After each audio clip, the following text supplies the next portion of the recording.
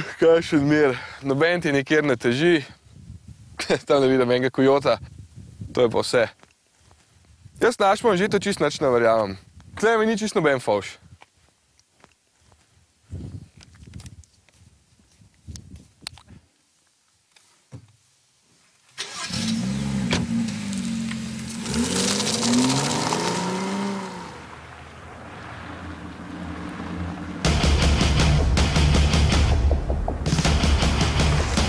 Najbolj hecno je, ko v Ameriki pogledaš cenik avtomobilov in vidiš, kakšne davke plačujemo v Sloveniji.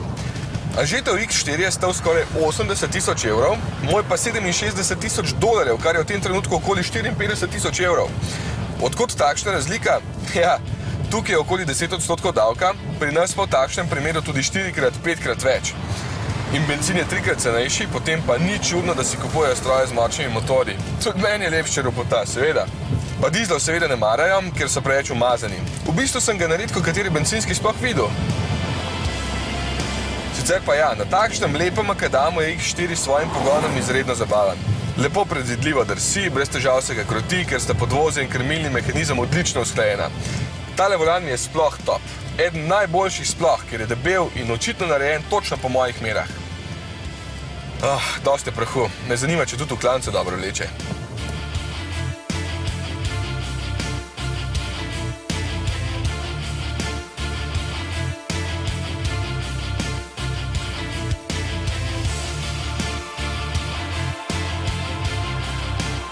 Ja, 3-litrski 6-valjni turbobencinar je krasen. Takšen lep svilnet zvok ima in ogromna navora že pri 1200 vrtljajih. Če ne bi porabil toliko goriva, zdaj imam poprečje okoli 10 litrov in verjetno veste, kako počasi se mora voziti v Ameriki, no, brez dvoma bi ga priporočil kot prvo izbiro. Po ameriških standardih ima točno 300 konjev, po naših malenkost več in se zdi idealen za to velikost BMW-ja.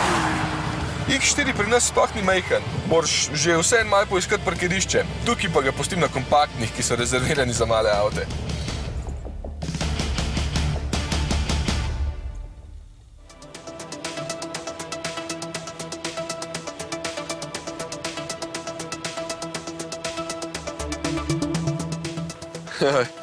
Čisto vsega tukaj ne vidiš.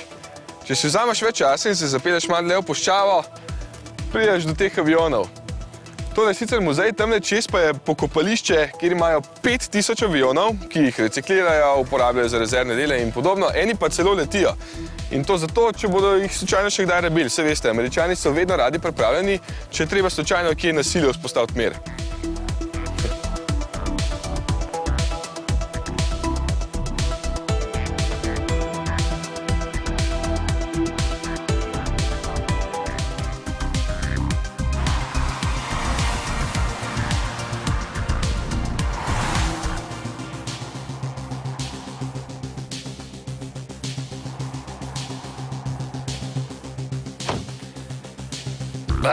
Politika. X4 je, kot vidite, praktično enak kot naš evropski. Mogoče kot zanimivost. Delajo ga v Ameriki, v Južni Karolini in mu samo malo spremenijo nekatere malenkosti, prostor za tablice, ostalih zadev pa praktično ne boste opazili.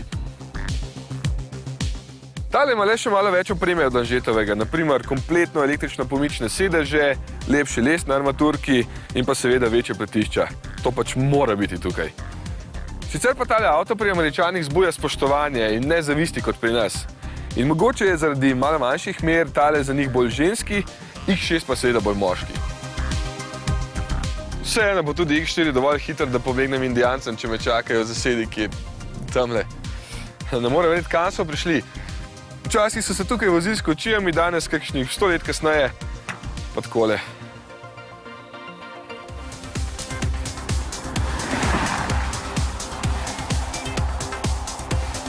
Sam sicer nikoli nisem bil navdušen nad takšno vrsto vozil. Visoko sedenje meni ne odtehta slabših voznih lastnosti. No, X4 pa me je presenetil, ker se dejansko odlično pelje, ni pa udoben. Po eni strani zaradi velikih gum, po drugi pa zaradi zasnove. Takšni avtomobili imajo namreč več neozmetenih mas. Oblika je stvar okusa in tale je še posebej razdvajajoča. Ali ti je takoj všeč, ali pa nikoli. Ker se streha na zadku spusti zelo nizko, se slabo vidi nazaj, ampak tukaj k sreči ni problemov, ker je tako prostrano. No, obenem pa je prtljažnik malo manj uporaben za kakšne večje predmete. Znotraj pa se mi zdi kar prostoren.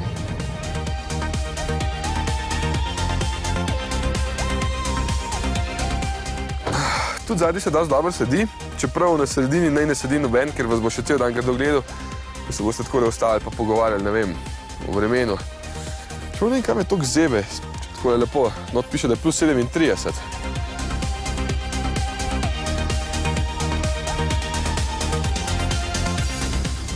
Ja, tiste so Fahrenheiti, v resnici 3 stopinje Celzija, sem pa na 2200 metrih nadmorske višine, tako da verjetno veste, kje sem.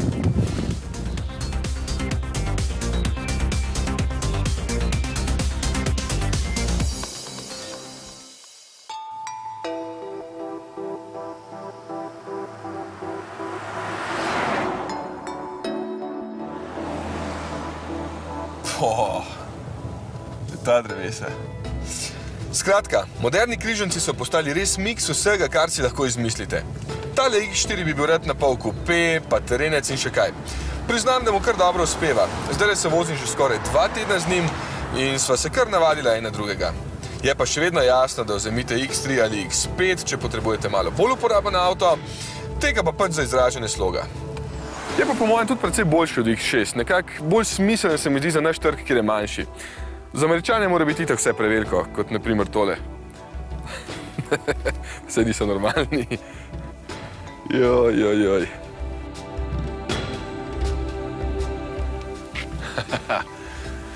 Najvišje drevo na svetu, 84 metrov. A si morate misliti, da je starejši od 2000 let?